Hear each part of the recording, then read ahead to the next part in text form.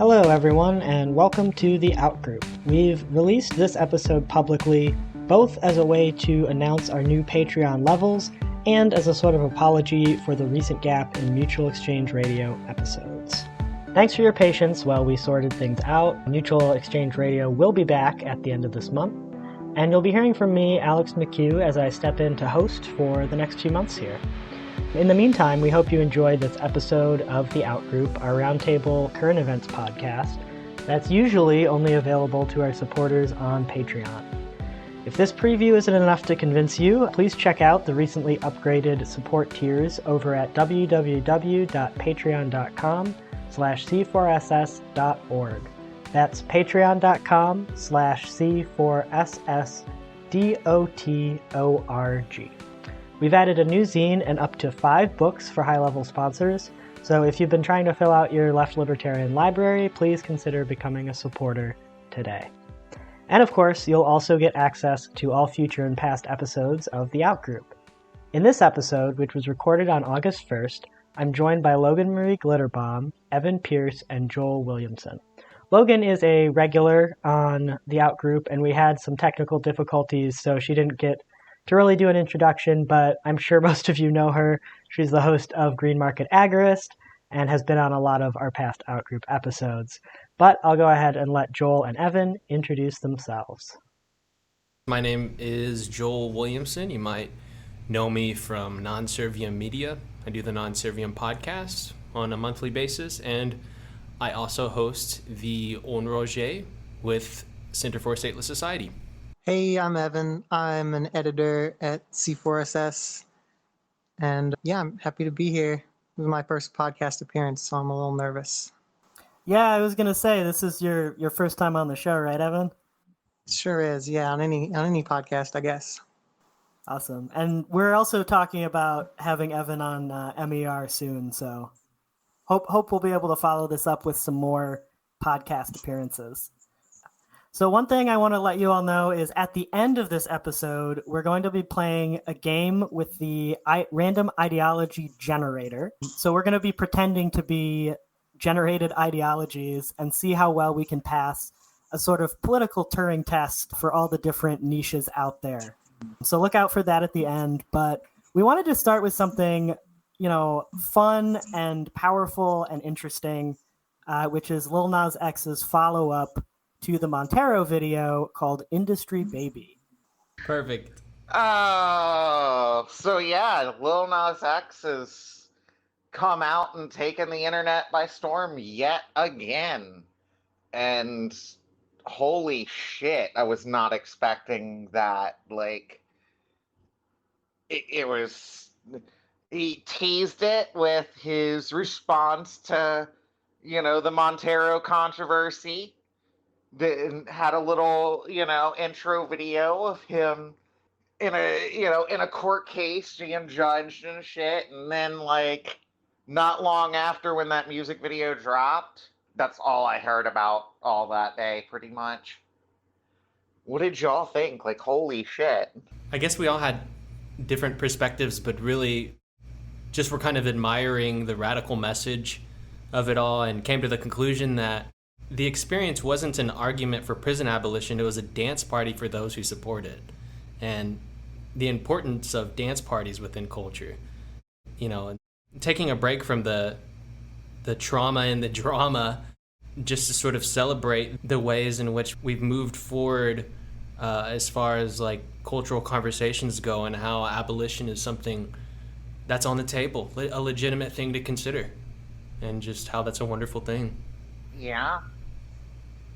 Well, we're at a point where, we're getting articles in Rolling Stone and other, and other mainstream sources that are advocating for, just completely abolishing the police or talking about transformative justice and things like that. We're at a time where that just is a side of the conversation that everybody is aware of, pretty much. And it's kind of cool to see that legitimized to that degree. And especially, he took the metaphor of being persecuted over the Montero video and took the metaphor of prison as the persecution that he faced for that. And it's like, okay, y'all want to sit there and attack me for this, then I'm going to be even more flamboyantly gay and everything else y'all hate. And then also turned it into an actual bail fundraiser and stuff, because he wasn't just going to let the metaphor be a metaphor. He was also going to address the actual issues there.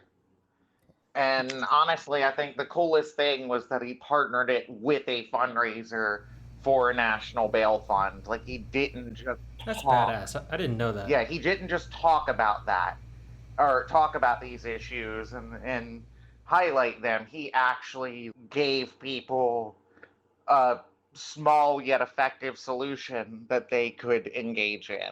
That's rad. Yeah, I didn't know that either.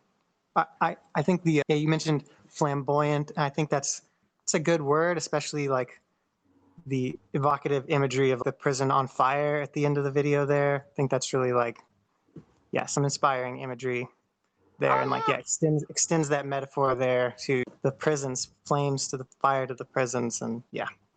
Also, can we Good just stuff. appreciate that the line, "I don't fuck bitches, I'm queer," is in a hip hop song that's like this big?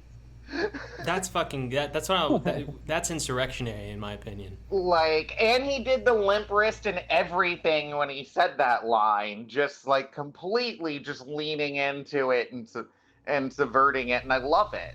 Totally. It's so good. And the fact that Jason Momoa is just in the background during that scene. Yeah, I mean, it was all so cleverly done, and like one of the things that I really appreciated was the connection that's drawn between prison abolition and queer liberation, and the recognition that like it's not just a metaphor, right? Like in the video, it's a metaphor of, oh, you're going to persecute me for being queer. I'm just going to own it, but like quite literally, people end up in prison for being queer. And so I really love bringing those two struggles together. And I was talking earlier about how it has very like Zoomer energy of just like, okay, we're done pretending that y'all's prudish, oppressive bullshit is worth anything. And you can say whatever you want about me, and I'm just going to fucking own it. And it gives me some hope. We're going to talk about climate change later. And I love that Zoomers have this energy of just like, we're not playing around anymore. We're not doing the bullshit. That's what I love is every other artist now seems to have that energy. And also the thing that I love is they don't seem to, unlike other bands historically, like they don't seem to think that you have to choose between doing party music and political shit. Everybody's just doing a little bit of both because both are super important. And I love that recognition. I mean, there are musicians that have historically always, but like the barriers are breaking down between like the political music scenes and the party music scenes a lot more.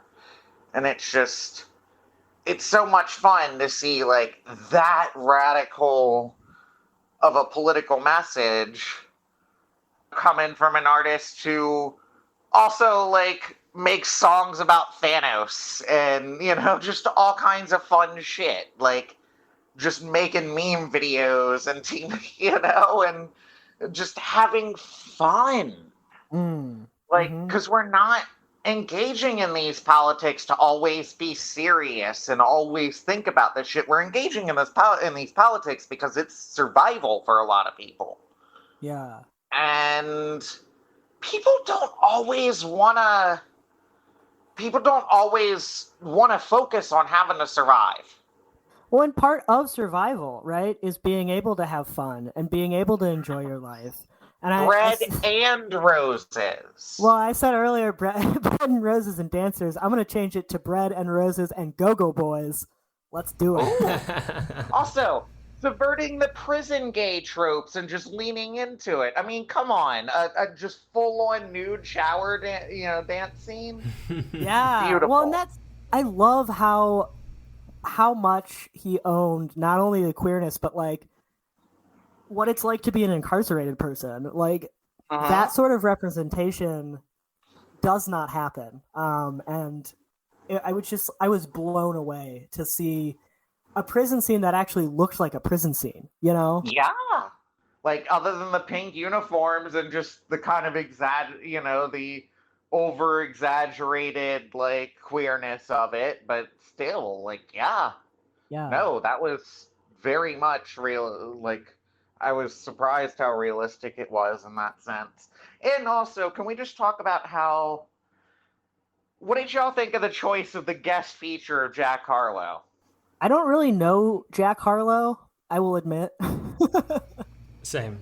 I thought it was interesting because, like, in this video that is so, aggressively queer and black, all of a sudden you've got this, like, straight white boy just on the song. And I thought it was kind of cool because there he is, being just, like, Lil Nas X in that song is being just as aggressively, like, queer, just as aggressively gay as, like, a lot of hip-hop is aggressively straight.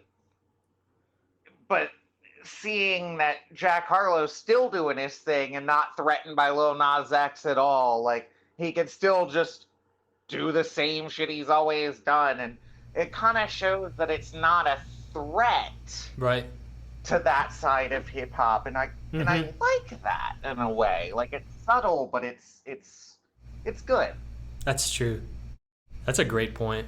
Yeah, like mixing in the, like, here's a dude who's hetero in a overwhelmingly queer music video, and it not being something that's a juxtaposition or anything.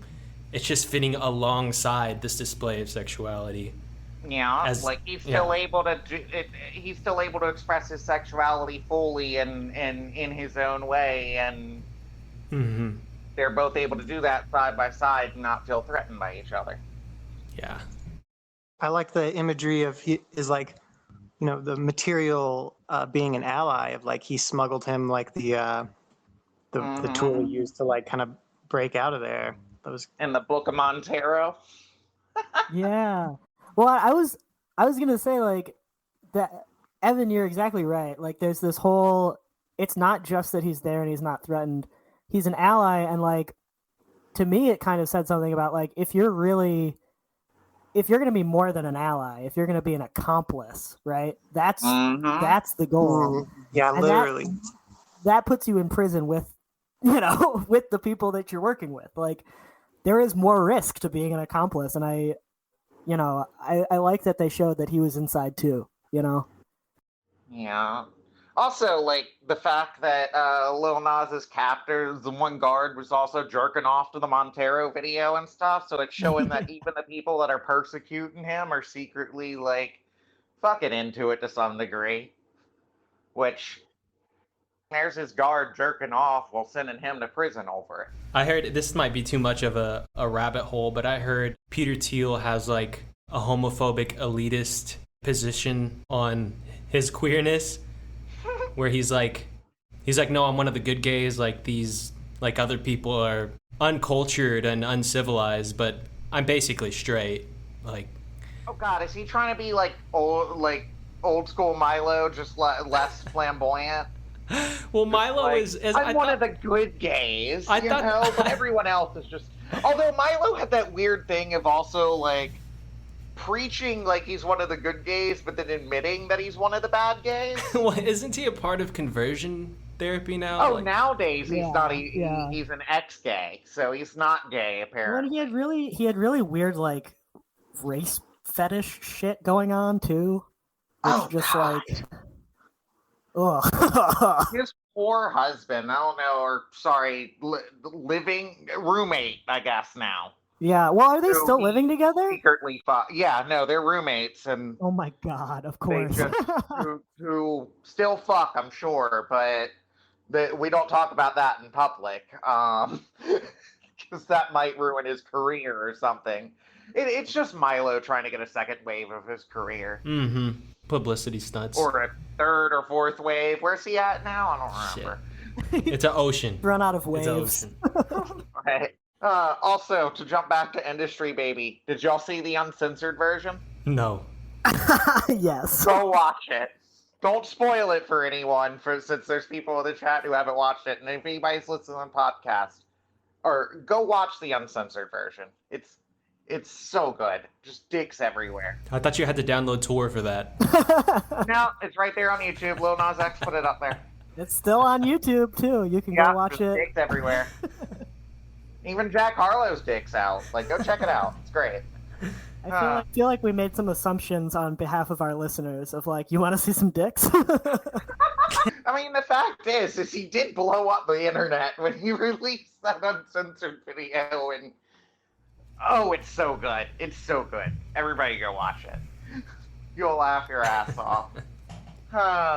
So yeah, honestly, that's I didn't think he would be. I wasn't sure how he would follow Montero. Yeah, no, that's the But- thing. Is like I really didn't think there could be an effective follow up. But then again, everybody thought he couldn't follow up Old Town Road, and he jumps around from genre to genre and is really, really good at blending shit. And I admire his work so much. I'm glad he's just living his best life. I was sad to see him on the Amazon boat or whatever with Jeff Bezos and all that bullshit, but whatever. Damn. I think he knows what he's doing, considering this video. Yeah. Huh. That's probably a good transition into the billionaire space race, actually. Abso-fucking-lutely. I didn't realize that he was kicking it with Bezos. It was for some concert or something, I forget. Well, one thing both of them have in common is like, well, Lil Nas is doing like overt sexual display, and I feel like this entire billionaire space race is like, there's this sexual language going on with all of it, like You're just saying that because rockets and phalluses and whatever. Okay, but like, that one rocket, come on. space sex. There's lots of puns in there. Yeah, watch Is out. it any- Next Little Nas X video is going to be in space for sure. You heard it here first. Does anybody watch Means Morning News on Means TV, the fucking like socialist streaming service? No. It's fucking hilarious. Kim Kelly's one of their consultants on Means nice. Morning News. But yeah, no, Sam Sachs, their main reporter and stuff, was when they were reporting on Jeff Bezos and the space race and all that shit the other week, they were like talking about how we're going to be the first news show in space, and they like had a green screen background, he's in space and shit, but the rocket that they showed just looked even more directly like a penis, and it was great. Like the folds on the top and everything were just uncanny. But did y'all see the meme of Bezos dressed up as Jean-Luc Picard, and it says, "When you get your Picard off of Wish"? I did not see that. It's good. God, I did not want to picture Bezos as Picard. Don't do that to me. That's a socialist utopia. I mean, it's really not, but you know. That's a very misleading socialist utopia. Yeah, not my future that I want. But Well, should I read the first paragraph in the Billionaire Space Race Wikipedia? absolutely. All right. So, the Billionaire Space Race is the rivalry among entrepreneurs who have entered the space industry from other industries, particularly computing. This private industry space race of the 21st century involves sending rockets to the ionosphere, mesosphere, and thermosphere, orbital launch rockets, and suborbital tourist space flights. And among the billionaires involved are Jeff Bezos, as mentioned, Richard Branson of Virgin Galactic, okay, more sexual imagery. No, that's not sexual. What are you talking about? Virgins aren't sexual. That's the whole point. That's why they're virgins. Well, it's pointing towards sex by not pointing towards sex. It's kind of like how the Jonas Brothers didn't engage in sex made you think about sex. I would agree with Joel. That's old news. Never thought about sex when thinking of the Jonas Brothers. What? Their whole thing was abstinence. No, I would agree with Joel that the whole construction of the virgin myth is about sex. Exactly. Like it's. Oh Thank yeah, you. no, I was just making a joke. Oh, jeez. A minor player who I don't even know, I'm very unfamiliar with, is Yuri Milner, No idea. backing the Breakthrough Starshot project of an interstellar probe. Okay, just, All right. Elon Musk Okay, behind SpaceX. you're really stretching there. SpaceX. Oh, we all know what Joel's fetish is now. But yeah, I mean, there's lots of directions we could take this entire subject, other than like the sexual undertones with the entire thing. One thing that I thought was interesting when researching a little bit was Neil deGrasse Tyson talks about how they're selling these like $250,000 tickets to go into, quote, space, which is technically space, but not high enough, one, to where you can see the Earth's curvature, so that's a point for flat earthers probably somehow. And then two, you don't actually aren't going to experience weightlessness in any like real way. Like basically you do like a free fall sort of thing where you experience weightlessness. It's like a simulation of it. It's the same thing that you could experience at any theme park or anything like that. So it's like it's just like the idea of weightlessness without actually going to space. I don't know. It's like It really is a status thing. Right. It's not about So It's not about how stupid. the experience or getting to see the curvature of the Earth. Right. It's about getting to say that you went to space. Right. Yeah. $250,000. There was like, I was reading the Wikipedia a little further. Apparently there's this huge legal battle to patent the technology that got you there. So this is not something where, people pulled themselves up by their bootstraps and worked a little harder than you, woke up earlier, and made their way to the success of being able to go to space. This is like classic crony bullshit. Others have criticized, the environmental impacts that it's going to have. Well, was it Bezos who got back and immediately was like, now that I've seen space, I'm wondering if we can put our trash there? Like, didn't he literally say that? Yeah, he literally said some Futurama shit. Just send it all to space. It's okay. Once the trash comet comes back to us, we just can fire another one at it to, deflect it so it doesn't come hit us. I've seen this before. It works.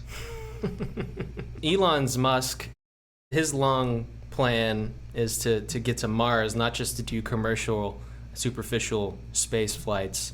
So we'll see how far he gets, how far his Musk. And Bezos is talking about drilling.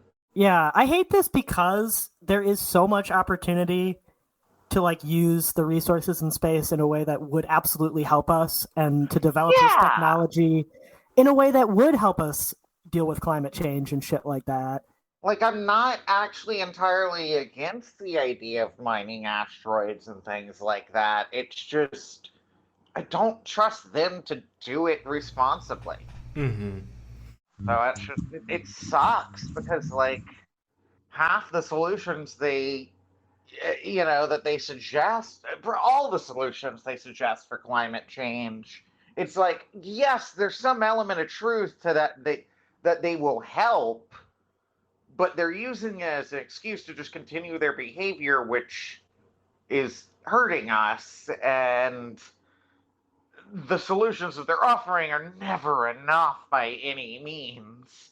And it's just like, we wouldn't, sure, geoengineering and all that, we wouldn't have to do that if they would just stop their other shit, It sucks.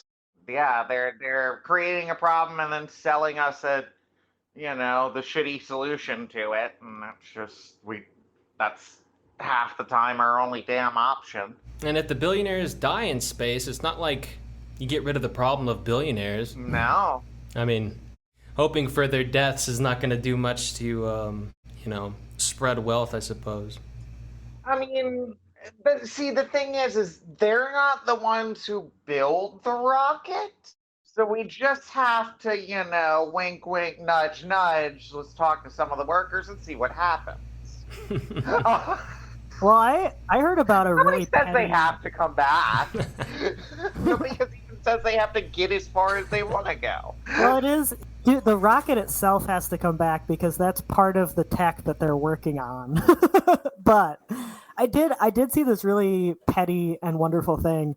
I can't remember which one it was, but there was an association of astrophysicists, I guess, who changed their like official definition of space so that they could Of say astronauts, yes. Yeah, so they could say these guys are not astronauts. It's so good. It's so petty, and I love it. It's so good. I fully support that petty move. But it is, I want to just note, one of the people, I think she went up with Bezos, who was on that flight, is Wally Funk, who trained to be an astronaut like back in the day and then wasn't allowed to go because she was a woman.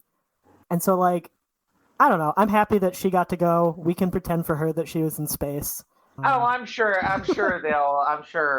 the same people who changed that shit will call her an astronaut all day and then not even give an explanation and justify it. Right. Just asterisk, except for Wally Funk. Also, like, we really just fucked up our entire approach to space. Like, I don't get it. Like, the space race just really set us off on the wrong foot entirely. Also, how the hell did the U.S. win the space race when Russia did everything? No, I think Laika won the space race. The dog went up there first. Yeah, but I mean, like, you know, Russia sent the first animal to space. Like, Russia sent, like, they did fucking everything. Like, we sent one guy to the moon once. Like, and claimed we won the space race. That's like, what? We got the furthest, I guess. But, like, they did the most.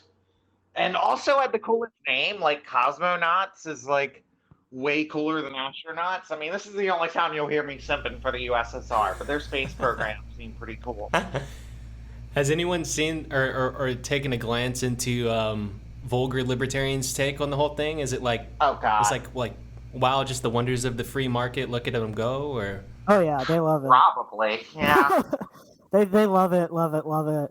And I think even beyond the like pollution and how we're using it and like all of that, I don't understand why manned spaceflight is such a thing still, because like the interesting things that we're doing with spaceflight now are unmanned. Like, yeah. We have new images of Jupiter and its moons from a probe recently, like to the point where you can see individual storms and like lightning strikes. But people like to see things in person. We're very, very, very curious. Yeah. Yeah. So, and like, this is not to we can say talk about we can get further with cameras, and yeah, we can. We can get further with cameras and robots and shit like that, absolutely, but people still want to see shit too, so I can understand why both are still operating side by side on a regular basis. Well, how do we create an anarchist version of space travel? I mean, it's gotta be, honestly, that's one of those programs that I think would have to be federated. There is one right now. I believe it's in the Netherlands, but there is an anarchist. Copenhagen Suborbital? Are they anarchist? Yeah, I know they're like libertarian or something at least. I forget whether they're fully anarchist or what. That's really interesting. And there was another one that's like a fucking... There's like a couple small ones, but that's the one that seems to have gotten, you know, the furthest and the most attention. And I mean, the thing is we really should have started small. We need to, you know, get up in orbit, start building shit, get the space station, figure out shit, do our experiments, figure out how to, you know, sustain ourselves longer or launch and, you know, kind of go from there. And then you jump to the moon. We shouldn't have just jumped, you know. Yeah. You know, what's interesting is like something I've been thinking a lot about recently is anarchy beyond territory. That's what I actually interviewed Jason about recently. But with space travel, it's like you're limited to thinking about territory and how you might operate a ship. You know, what is like a libertarian way to do that? We kind of like have to revert back into territorial thinking in a way with space travel, which is interesting, at least, I think. Historically, anarchists have not been against, managers or generals or whatever in certain situations of in certain workplace or military or other situations. It's just a matter of how the hierarchy is structured and the fact that the bulk the actual like people have the right to revoke the the hierarchy is Right. reversed in that sense, where it's like if in a workplace the workers can elect a manager for like if they need that to just coordinate shit in daily life, but the workers are the ones who hire and fire the manager, not the other way around. And that's how pirate ships historically work. There's a Yeah, lot of really interesting research into democracy on pirate ships. And I so, think pirate democracy would be exactly what it would be for space anarchy. Yep. It's like the only option that I can see until we have like highly individualized alternatives where people can go out on their own ships and not be a social animal, I guess. Yeah. But that seems like to have its own fundamental problems also. Yeah, those like centralized, like classical centralized practices might be the only alternative. Well, it's one of those interesting things of like, and I mean, I hate to some extent that some people try to water down anarchism to be like, oh, it's against all unjustified hierarchies or whatever. I hate that definition is so problematic for so many reasons. But there is some truth to it in that you're not going to get rid of all hierarchy to 100%, like that's not even the goal. Like, there is sometimes where you will need leaders in certain situations to handle shit. I guess it depends on how you're defining hierarchy also. Where it's like, Yeah. it's like we have this huge ship, Earth, where we can move around and we can like conceptualize how we might do a polycentric system where you don't have to depend on like territorial based systems. And that's where I think like individualist anarchism and a lot of left-wing market anarchism has like a leg up on basically all other proposed solutions, because it sees anarchy like not as like merely a destination but as an arrow, and that arrow goes beyond the limitations of geographical governance. Absolutely. But with space, it's like you have no option Yeah. but to consider it territory. Well, I mean, there are just. I want to push back on that. I feel like it's almost the opposite. There's on Earth, it's not a flat Earth, but it's still very two-dimensional, our conception of territory. And sure, maybe adding in a third dimension doesn't erase its territoriality or whatever, but it does provide more literal freedom of movement in that, like, and more dynamic interaction with physical space, or I guess, space is space. Yeah. And at the end of the day, I guess even with Earth, we do have to deal with the commons problem of the atmosphere, and like figuring out how to manage that cooperatively in a way that doesn't, fucking destroy life. Yeah. So it's kind of like space is just like a smaller version of, or like space travel, spaceships are just like a smaller version of, of what already exists here on Earth. Spaceship Earth. Yep. Yeah. Well, and I was just going to push back to say that I think it's a little different in space, because I think the most scarce resource is not land like it is on Earth. It's energy, right? And so resource disputes in space, I think, are going to mostly be about energy. I mean, maybe not. There's a plenty of sunlight up there. It might be more about like air and water. I don't know. I don't. Maybe you're right that energy is a thing, but even Either way, it sounds very Mad Max. Yeah, I mean, I'm thinking like 100, 200, 300, whatever, 1,000 years down the line, when we have Dyson spheres and whatnot, it's going to be about who controls the Dyson sphere, right? Do y'all know what Dyson spheres are? Should I explain that? Please. Yeah, so the idea is like a big superstructure around a star like the sun that contains and takes its energy. And so this is actually something that alien people, UFO people, are interested in, because sometimes when we look at distant stars, it seems as if they have superstructures around them. And so there's some speculation that, like, if there are aliens, they might have already started harnessing stars in this way. And I also saw this question raised with regard to the billionaire space race and aliens, which is, what if the UFOs are just alien billionaires? Damn. That'd be fucking, like, really cool and really scary at the same time. Yeah, like, we assume if we were to interact with an extraterrestrial, it would be a representative, right, individual of the whole society, but why do we assume that? Huh. Yeah, no, you're right. We should assume they're hostile. Treat them just like Bezos. Yeah, just guillotine them as soon as they show up on Earth. I don't know, one kind of optimistic or something. One way to look at it might be that, like, well, it seems unlikely that if they still have capitalism, or that if they don't abolish capitalism, how are they even going to get off their own star, come this far with such a wasteful and, like, self-destructive system? So I'm optimistic that if aliens come here, that they've figured out some of the social problems and maybe aren't quite as short-sighted as humans seem to be. I also kind of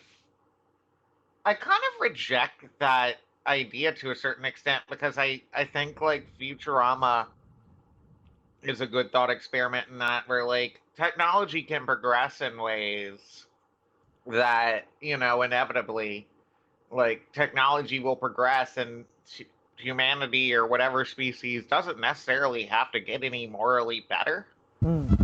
It has to get at least less wasteful, though, if we're not going to... I mean, we're on a finite planet. The rate we're going, it's not going to be habitable. So if we don't... Like, certain problems that if we don't solve, our chances of getting life, the only life that we know of for sure, off of this all of our eggs in one basket situation and spreading out, relies on solving some problems, and I think capitalism is... So you don't think eventually a bunch of billionaires are going to put their money together and figure out some terraforming shit? It's a possibility. I'm not saying that will happen, but, like, that is a possibility. Sure, and I guess just, like, how wasteful we seem to be, our use of energy so far, we're spending so much energy on things like blowing each other up, when, like, finite amount of energy that we can reasonably use to do things like get out of orbit, out of this gravity well, and I don't know. I think there is a limit to how wasteful we can be, or... There's a limit to how wasteful we can be. The thing is that I think we're also super resourceful about finding other and new resources to exploit. And I don't think we're anywhere near at that end if they're able to be ingenuitive. So a few years back, I want to say, and it didn't make any kind of news, and I was just so disappointed because I felt like it was, I don't know, one of the most amazing things I'd heard of, is that China sent something to the moon, and they actually germinated some seeds on the moon. Of course, they died, like, instantly. It was, the lunar day-night cycle, very extreme. But I think they germinated some, I think they had some, like, fruit flies up there too. But I think things that are, that kind of, that point towards that, or that aim in that direction of biology in space and how we're going to solve, like, the problem of we're currently in a closed ecosystem on Earth, this one biosphere that we have, and the biggest challenge that I see for expanding into space is figuring out how to make closed ecosystems. And so, I don't know, I felt like that was noteworthy, and I was disappointed that it didn't get, like, any media coverage. I don't know if y'all even heard that happened, but yeah, I just, like, very briefly heard about it. But I agree, like, that's the much more fascinating stuff than, I got to the thermosphere.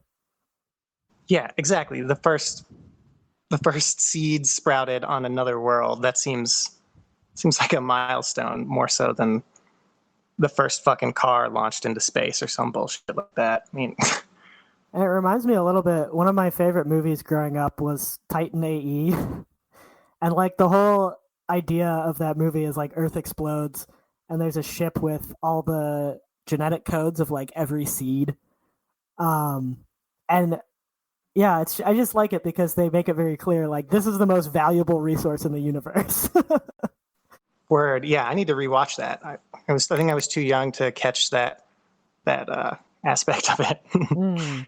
Yeah, because they're fighting those like energy being aliens, and it's like, what could these energy beings possibly like? They've destroyed humans so much. Like, what else could they possibly do? And it turns out that what's in the ship is seed genetic codes for seeds. Would this be a good time to go into the environmentalist stuff or the global warming stuff? Yeah, Evan, do you want to give us a intro for that? Yeah, I can try to do a little climate change intro. Yeah, so for people who have been living in a cave or something, turns out humans seem to be affecting the climate in a way that's pretty unprecedented. And there's scientific consensus that it's human activity that's driving changes in the global climate. And I guess in the news recently, there's been a lot of things about like heat waves, like in the Northwest, and flooding in Europe, and wildfires in the West. And so, yeah, these are symptoms of this change, this global climate change.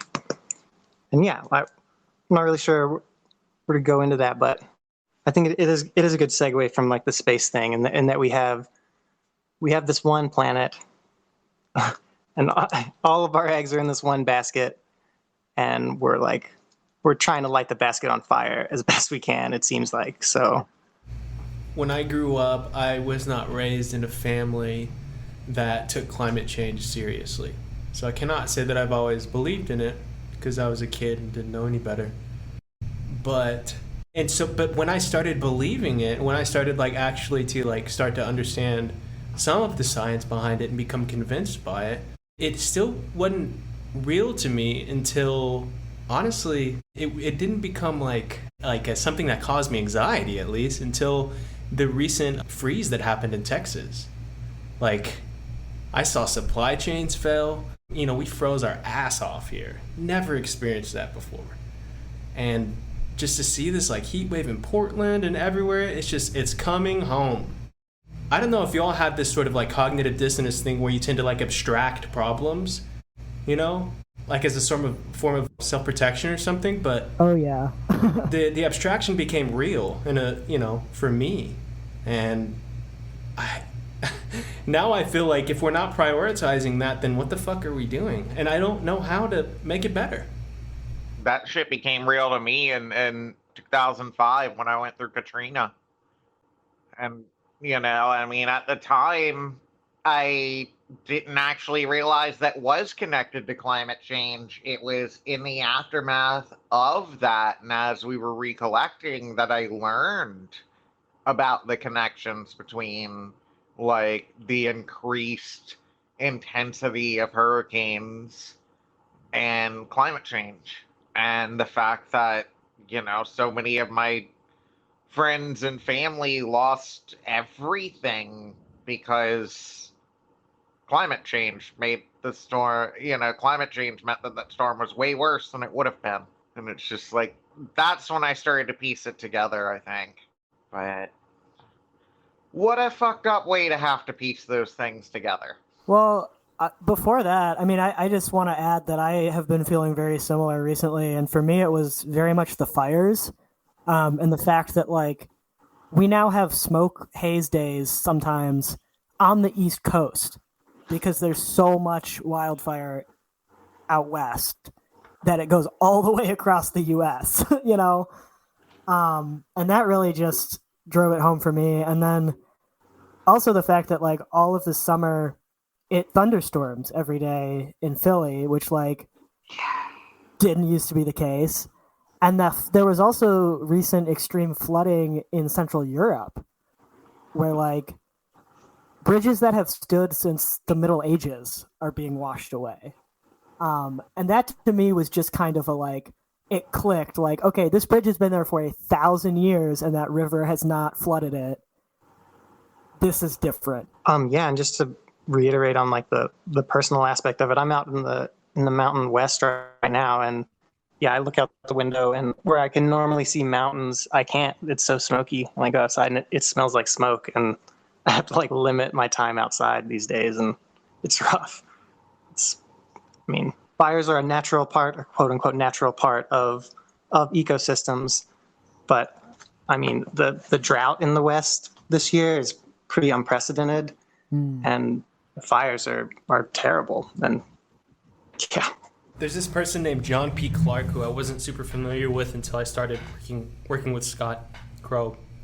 But we did this little, we do these little audio paintings, and we did one with John P. Clark, and it has a heavy focus on environmentalism or ecology. And he talks about his experience growing up Christian and how he had to deal with this problem of hell, and how everyone sort of lived their lives as Christians downplaying the importance of this seemingly humongous thing. Your eternal salvation is at stake. You could go to hell for eternity. Why are we not prioritizing? Why are we not forcing people to become Christians? Why, it's like, if we really believed in hell, we would fucking make that a thing. And he made that analogy to climate change, where it's like, if this is a real thing, then this has to be priority number one when you're doing political theory, because it threatens everyone. It's the commons, and I gotta say, I'm becoming more increasingly convinced that, like, if we don't center ecology, I mean, how are we even relevant? And I say that without any answers to it, Yeah. Well, I feel like our little political niche is much better prepared to respond to the challenge, because it's no longer just about ecology, right? Things are already collapsing so quickly that if we went, full renewable tomorrow, we would still have climate change. And so we really need both, the adaptability, innovation, technology, and True. ecology, right? Yeah, you can't like ignore all the other problems, and it's worth pointing out how they intersect with other problems too. Yeah. Yeah, and in terms of what we do, my only approach so far, and this is going to sound incredibly pessimistic, is it's just increased my like survivalist feelings of like, okay, I need to know how to get water from my environment. I need to know how to grow food in my environment, And like, Oh yeah, no, we have to become preppers if we're gonna deal with environmental disaster. I mean, we're seeing it. Shit, this pandemic is all due to climate change. In some respect, it's because we're devastating entire ecosystems and coming into closer contact with animals which we don't normally come into that close a contact with. So we're spreading diseases between each other, and at unprecedented rates, and it ends up with shit like this. And it, and that's when you realize that, oh wait, having an extra few weeks supply of food, at least, some basic sanitation supplies and medical supplies and things like that are like super important.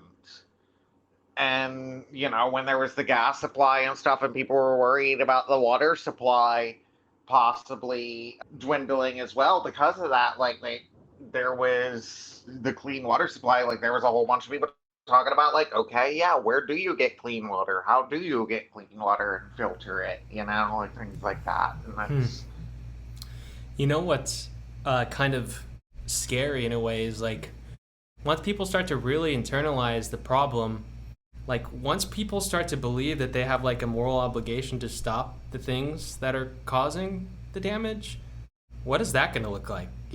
Like, yeah, I don't think that's the realization most people are going to make. Yeah. I think most people are going to get very, very scared, And this is going to come out in anti-immigration policy. This is going to come out in pro-nationalist policy. Very People worried are going to about buy a bunch of guns for some reason. Right. I mean, yeah, and it's so silly because I always think about, and this was in Texas during the freeze. There was a guy who was like a right-wing prepper, and he had all these guns and all this ammo and all this fucking like, you know, high-tech gear and blah, blah, blah. Did not have a can opener. Could not get into his beans because he did not have a can opener. That's fucked up. If only he would have had the help of Bean Dad. He needed to link up with Bean Dad. Who the hell is Bean Dad? The asshole survivalist dad on Twitter who made his frustrated daughter sit there and fuck with a can of beans for like 6 hours to try and teach her to open it herself instead of just literally teaching her to open it herself. Like a responsible fucking parent with a child who's hungry. And he said this story on Twitter thinking he was going to get praise for being a like cool survivalist dad who's teaching his daughter, you know, how to survive. And he just got shat on by everyone. I wouldn't trust anyone named Bean Daddy. It's the name that was given to him after this whole thing. But... I thought that was his legal name, Bean Daddy. Yeah, legally, first name Bean, last name Daddy.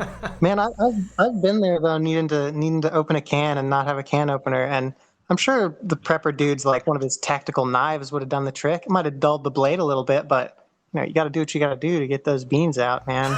He probably didn't want to get beans on that, you know, $1,000 tactical knife. Yeah, I mean, just set it up, shoot at it from a distance. You might have some lead poisoning, but get your calories somehow. This is the official C4SS bean can opening recommendation. Shoot it from 100 yards. We need to get Tactical Girlfriend to give us a demonstration on how to open a bean can with a firearm. You know, I wouldn't want to go to beandaddy.com, though. That sounds kind of fucked, to be honest. Okay, we're not going down that rabbit hole. Well, I was about to try and bring it back.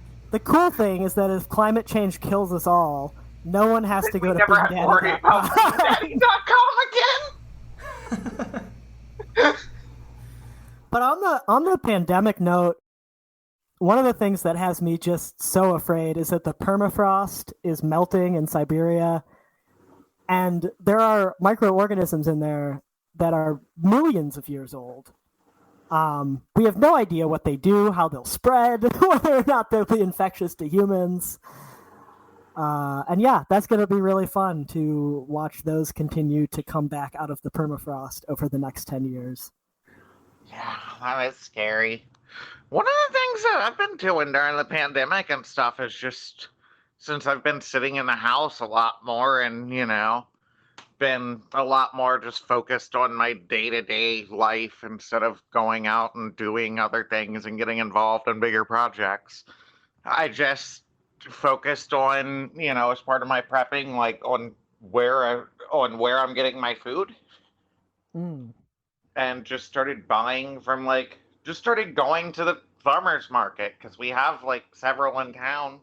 So I just started going to the farmers markets and, you know, creating relationships with local farmers and, you know, some of whom I already actually knew. I just never really sat and, you know, made that where I get my food from. And now it's not going to solve anything, but like inevitably people are going to have to turn towards shit like that. And so it was cool to find out. And I mean, I do live in a bigger city, but like, even when I was in like small town rural Louisiana, we had a couple farmers markets, and you could buy, you know, a decent bit of produce from it. They had, you know, grocery stores that sold some local shit, even if it was a small selection, you know. There are ways and there are things, and I'm not saying it's obtainable for everyone, but it was cool to see that was a lot more obtainable than I thought, and that we can reestablish those supply chains as like something that we rely on to a larger extent if we shift our resources that way. Yeah, and I think that's such the food security piece is such an important part. And yeah, I mean, shortening supply chains even further. I mean, my vision of like an ideal society is one where the food you need to eat is growing right outside your door and requires almost no maintenance. The only kind of effort you have to put in is harvesting and like a very minimal amount of like mulching maybe, and shortening these supply chains so that there's you have access to the basic things that you need to live, and there's not like a constant input of you have to work to make money to go buy the food that you need. It's like, no, your food grows right there and you can eat it. It's like, I don't know, that's And less disruption along that, less potential places for disruptions along that supply chain when you shorten that absolutely supply chain. a lot more resilient system overall. Yeah, and when there are disruptions, yeah, but like you're dealing with it with the community, and I'm sure the community, y'all will come up with resources or trade with others close by or whatever, It's like you figure things out if y'all are adaptive at actually forming those bonds with the local community in that way means that we're more ready for if those supply chains get interrupted, even locally, that we can figure out and manage it. Yeah, that's a really great point, that prepping is not just about building things or buying things or stocking things or learning how to do things yourself. It's also about having a strong community that can respond to a crisis together. And I'm kind of wondering, Evan, I know you do a lot with permaculture, DIY, all that kind of stuff. What would you say is a like really easy, accessible point for someone who maybe is interested in getting into that stuff but doesn't know where to start? Oh, dang, that's a great question. Yeah, I am the resident permaculture stan, and yeah, I'm not sure. I think there's lots of ways into it though, and maybe volunteering at your local community garden could be a thing. I tend to find that folks that volunteer at community gardens tend to be pretty radical. So there's a lot of potential there for making connections and just like learning. If you've never really had your hands in the dirt before, it's an experience, and it's something that you can learn that is attainable. And yeah, I mean, just try. If maybe you don't have access to a backyard or some land to try to grow things on, but you can maybe grow something in your windowsill. You can like sprout some stuff. You get a lot more nutritional value out of some like sprouted stuff than in. I mean, I don't know. I'm not a nutrition expert or anything, but there's I don't know. I don't have a good answer, I guess. But sprouts are great. That is a good answer. I like that. I mean, I don't know. There's obviously like the collective action problem of everyone. You can't make everyone do it, but I guess you could do your part and hope for the best. Yeah. I mean, I live in an apartment, but it's like so I can't really grow much. I got like a couple plants. I bought a Venus flytrap today on a whim at the farmer's market because it was cool. Nice. And also because for some reason we just keep getting flies in the house, so maybe that'll help take care of some of it. And but it was, I love it because a lot of our local farmers do participate in regenerative agriculture and stuff like that, and so these type of practices you're supporting by buying produce from them, by buying whatever other livestock and dairy and all that products that they have. And then there's we've got a local community composting group that you can get a bucket, and even though we don't have a place to compost over here, we have a bucket and we go bring it to the farmer's market whenever it's filled, and they exchange it out, give us another empty bucket, and they go take that and throw it and, and make compost, and that some of that compost goes to like the community garden, and the rest of it goes to like a bunch of other projects in town. So, it's kind of all cycling through. There are ways to participate in that without even growing. Yeah, and I guess I wanted to add a point too, that like one of the first principles, I guess, of permaculture is observation, and that one thing you can do even if you don't have access to land to grow things on, you should be able to hopefully be able to travel not too far and find a place, a forest somewhere, some sort of quote natural place, and just observe and like see how that, just take some time and like observe how that functions and the interconnections that are going on there. And I think that can be both refreshing and like helpful to folks' mental health and emotional well-being and stuff, and also like a learning opportunity, and can maybe inspire folks to take another step towards introducing some like growing things into their lives, into their communities. Does anybody watch Means Morning News, or not Means Morning News, the Real News Network? They just did an amazing report on capos that was pretty cool, and like a lot of farmers in West Virginia and other places fighting against a lot of these capo operations, and just centralized agriculture in general. And it's really cool to see how that fight against industrial agriculture setups like has kind of crossed political lines in a major way. Mm-hmm. Because you've got people who are hardcore Trump supporters, you got people who are Biden supporters, you got people who hate both of them. Like, it doesn't matter. Like, everyone, all these small farmers are all against it for different reasons. Like, some of the more conservative ones, they're just small farmers who are upset that these corporations are using the state to push out small farmers. Others are, concerned about animal rights. Others are concerned, but they all are coming together and tackling different sides of the same issue. And to see those types of coalitions forming, I mean, it's also just like conservatives do care about environmental issues on a local level. Mm-hmm.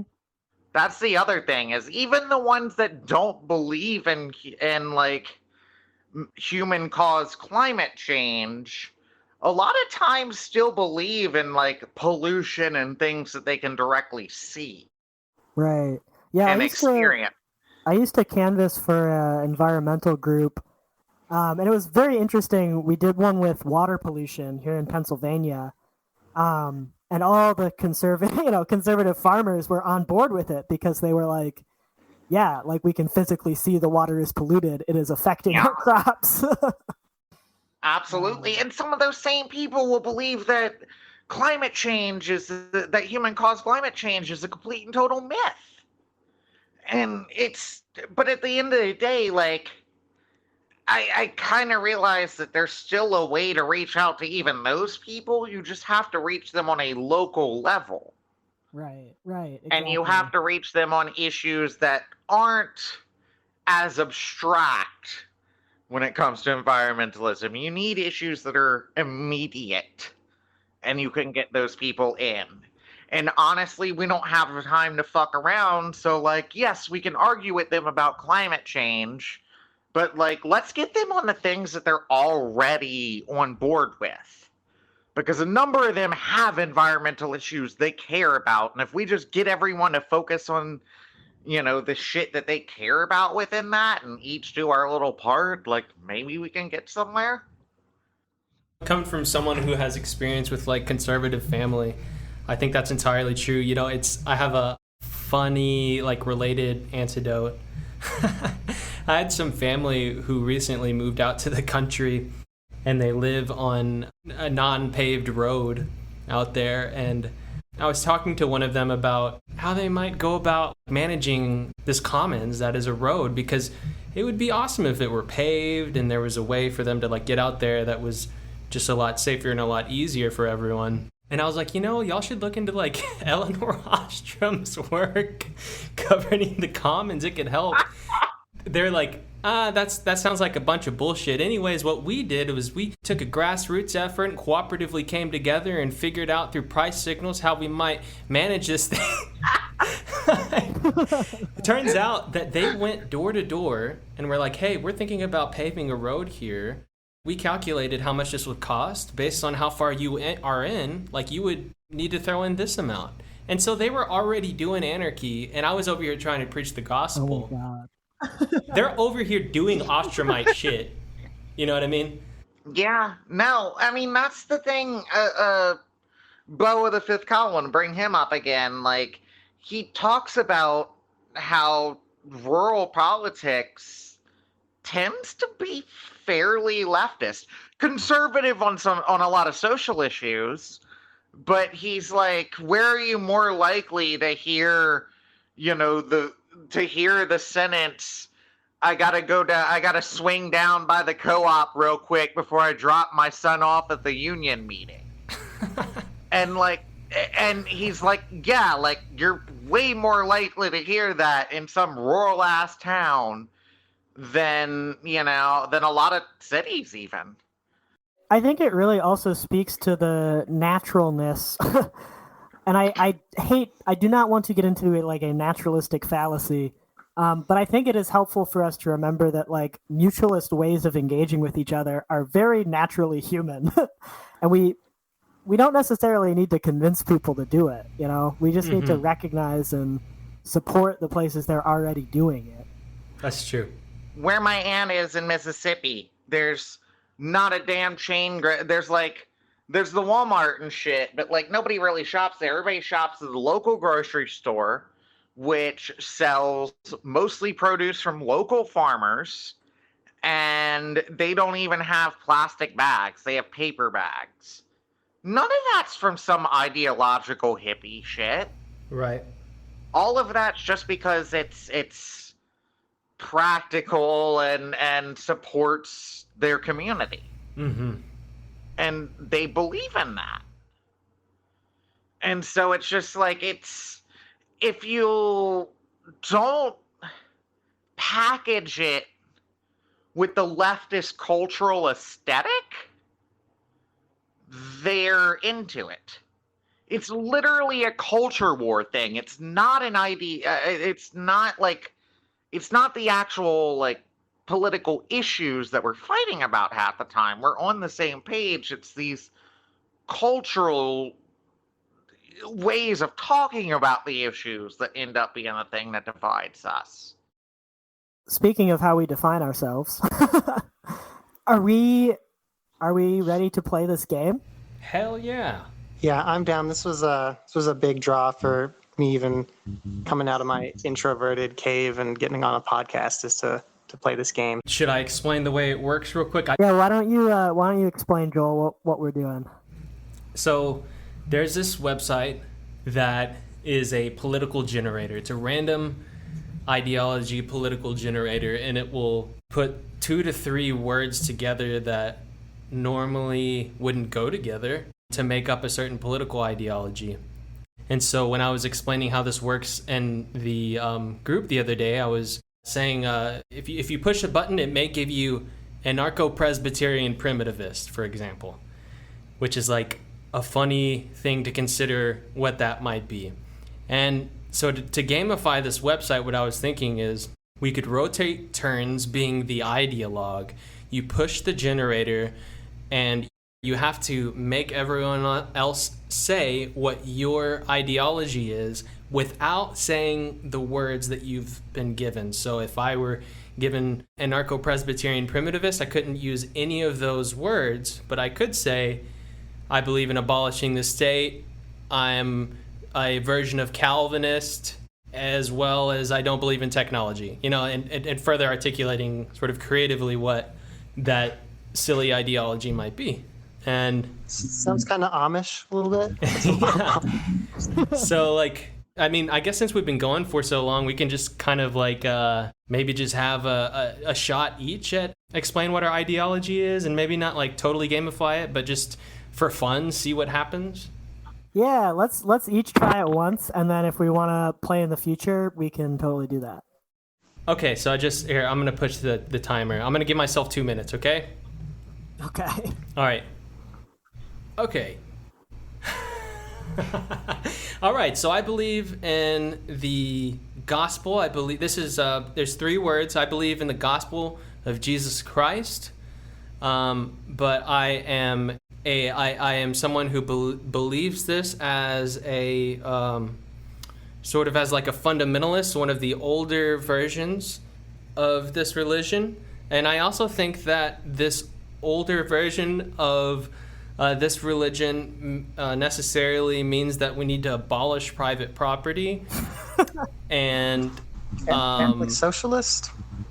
huh? Catholic socialist? Close. This is 3 words, though. But we need to abolish private property, create a temporary worker state that will eventually wither away. So communist. Maybe I could start out by getting you to think of the first word. I have 45 seconds left. The first word is like, I believe in the gospel. I believe in Jesus Christ. Christian. Christian. Huh? Christian. Yes. Okay. And so it's not Catholic, but it's like as old as Catholicism almost. It's Orthodox. Yes. Yes. And then the last one, abolish private property. So Christian Orthodox communist. Marxist. Yes. That's it. Ding, ding, ding, ding. That's it. Does the Orthodox Ding, ding, refer ding. to the Christianity or the communism? I don't know. I pitched it as the Christian thing because I wouldn't know how to talk about that in the context of communism. But if we gamified that, I would have a point for explaining it well enough for someone to guess, and then Alex would have 2 points because he guessed it correctly. Ayo. That's all right. Alex is in the lead. So should I go next since I guessed it? Is that... Hell yeah. All right. I'm going to generate... Yo, I can do the timer. When you tell me to start, I'll start. Okay. All right, you can start. All right, starting now. So this is a really fucking... Okay. So I would be someone who worships Allah. And then the opposite of what I actually am and how I define myself. So let me see if I can... It's 2 words. One of them's hyphenated.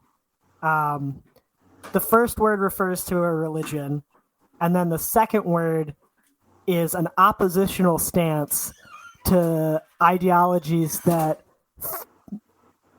not only to the ideology that focuses the most on the individual. In opposition, Islamo-collectivist.